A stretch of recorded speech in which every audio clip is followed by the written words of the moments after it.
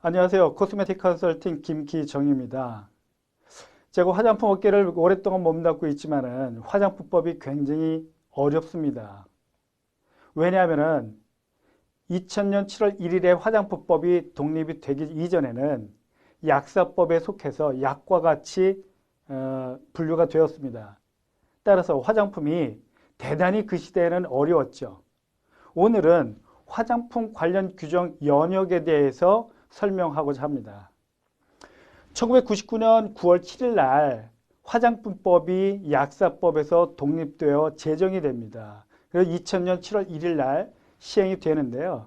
그 전에는 대단히 어려웠습니다.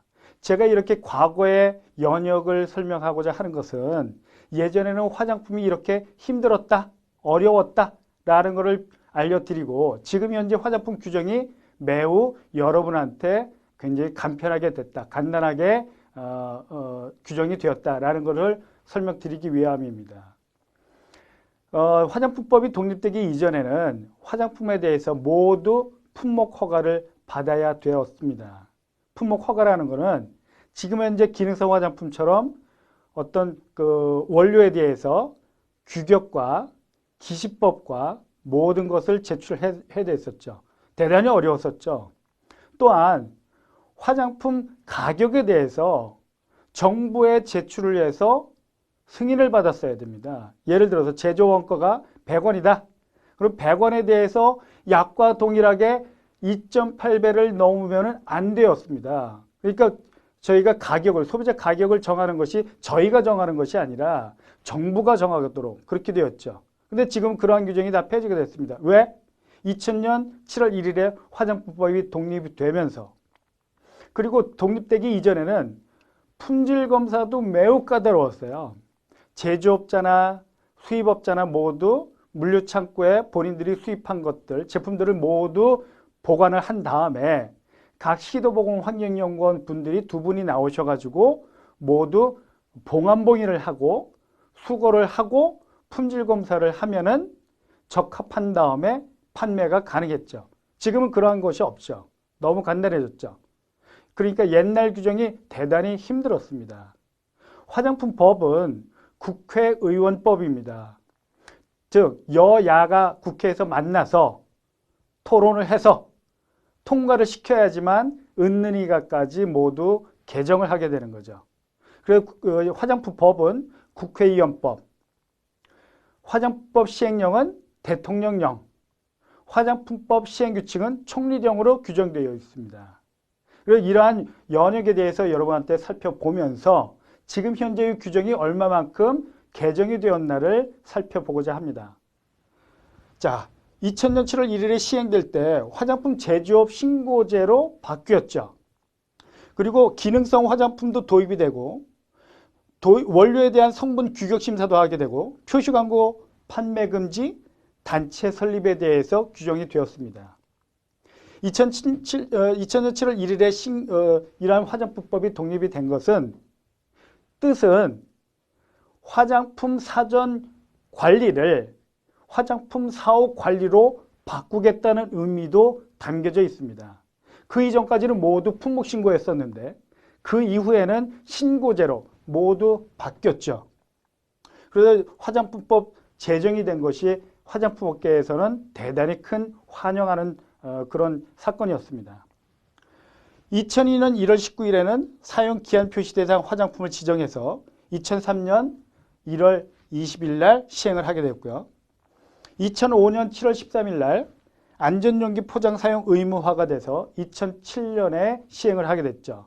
그 이전에는 화장품 5세 미만의 어린이들이 베이비올이나 이런 것들을 마개를 열어서 먹는 사고가 종종 발생하게 되었습니다. 이러한 것들을 막고자 안전용기를 의무화하였습니다. 2007년 1월 3일에는 과징금 미납부 시 업무정지 처분에 대한 근거를 마련하게 되었고요. 2007년 10월 17일 날은 화장품 전성분 표시를 의무화하였습니다. 전성분 표시를 한다는 것은 업계에서 대단히 꺼리는 문제였었죠. 본인들이 제조하는 화장품에 대해서 본인들이 수입한 화장품에 대한 모든 전성분을 소비자한테 공개한다는 것은 소비자한테 본인들의 모든 민낯을 공개하는 것과 마찬가지였었죠. 업계에서는 대단히 불쾌했기 때문에 반대를 많이 했지만은 2008년 10월 18일 날 1년 유예 기간을 주고 시행을 하게 되었습니다. 지금까지 이 화장품 전 성분에 대해서 이렇게 의무화를 했기 때문에 화장품 업계가 물론 배합 금지 원료나 배합 한도 원료를 많이 사용하거나 그렇지는 않겠지만은 소비자 입장에서 모든 원료에 대해서 투명하고 그리고 자연 성분이랄지 지금 앞으로도 유명한 유기농 화장품에 대한 성분 이러한 것들을 첨가함으로써 소비자들한테 더 신뢰를 받을 수 있는 그러한 계기가 되었습니다. 2011년도 8월 4일 날 대단히 큰 개혁이 되죠. 2000년에 화장품법이 시행이 되고 2012년도에 2월 5일 날 화장품법이 전부 시행이 됐는데요. 이때는 대단히 업계가 요동을 치게 되었죠. 왜? 지금까지는 화장품 수입자나 화장품 제조업자나 판매업자나 어떠한 신고, 등록제가 없었습니다. 그런데 화장품 제조업자나 제조 판매업자를 구분해서 등록제로 변경을 했죠. 즉, 제조업을 하고자 하는 자는 제조업을 신청을 해서 등록을 해야 되고요. 화장품을 수입하는 자, 화장품을 OEM 의뢰해 주는 자도 제조 판매업자라는 용어로 식약처에 등록을 신고를 해야 됩니다. 그리고 화장품 판매 관리자를 지정하도록 되어 있습니다. 즉 화장품 판매 관리자는 본인들이 유통 판매하는 그러한 화장품들에 대해서 화장품 관리자가 철저하게 관리 감독하도록 관리자를 지정하였습니다. 화장품 원료 목록 보고제, 화장품 원료에 대해서 네거티브 시스템으로 바뀌었습니다. 네거티브 시스템이라는 건 이 이전에는 화장품 원료에 대해서 포지티브 시스템이었습니다. 포지티브라는 거는 화장품 원료 기준집이라는 포지티브, 사용 가능한 원료를 기준집으로 만들어 놓고 그 안에 있는 성분만 사용 가능하게 했습니다. 그러나 2012년도 2월 5일 날 시행을 하면서 네거티브로 바뀌었습니다. 이것도 큰 개혁인데 안 되는 배합 금지된 성분들만 네거티브 성분들만 모아놓고 거기에 리스트에 없는 성분들은 모두 화장품 성분으로 사용 가능하도록 그렇게 개정을 하였습니다. 표시 광고제 이러한 것들을 실증제를 도입했고요. 2012년도 2월 5일 날 시행될 때 12년 만에 화장품법 대개혁이 일어나게 되는 거죠. 업계에서는 대단히 혼란스러운 문제였었죠. 왜? 화장품 제조 판매업자, 화장품 수입하는 사람도 명칭을 제조 판매업자라는 용어를 사용함으로써 수입자도 소비자도 다소간의 혼란이 있었죠. 어찌됐든 화장품 수입자든 화장품 OEM 주는 의뢰자든 제조 판매업자라는 용어를 사용하도록 등록하도록 의무화하였습니다. 2013년도 3월 23일에는 정부 조직법을 개정하게 됐습니다. 보건복지부에서 식약처로 개정을 했고요. 2013년도 7월 30일에는 여러분한테 별로 중요한 내용이라고 생각하지 않지만은 식품의약품 분야 시험 검사 등에 관한 법률에 대해서 시험 검사기관 지정을 하게 되었습니다. 2014년도 3월 18일에는 민법을 반영해서 금치산자, 한정치산자를 성년 후견인, 한정 후견인으로 개정을 하였고요. 또한 벌금액을 현실화하였습니다. 징역 1년을 1,000만 원의 벌금으로 개정을 하였습니다. 2015년도 1월 28일에는 화장품 회수 폐기 의무 및 회수계획 공포 명령에 대해서 개정을 하였고요. 행정처분 시 처분 내용을 공개하도록 화장품법을 개정하였습니다. 2016년 2월 3일에도 적지 않은 큰 개정이 일어나게 되는 거죠. 2차 포장 및 표시만의 공정의 제조업자가 폐지되었습니다. 그 이전까지는 예를 들어서 2차 포장을 하거나 국문 라벨을 부착하는 자가 제조업을 받아야만 했는데 그러한 제조업자를 폐지하게 됐습니다. 예를 들어서 샤넬, 랑콤, 크리스찬 디올이라는 수입 회사가 한국에 와서 국문 라벨을 반드시 부착하게 되는데 그 국문 라벨을 부착함으로써 제조업자가 되는 겁니다. 따라서 국문 라벨에는 제조 판매업자 땡땡 샤넬 유한회사 또는 랑콤 뭐 이렇게 나가는 거고요.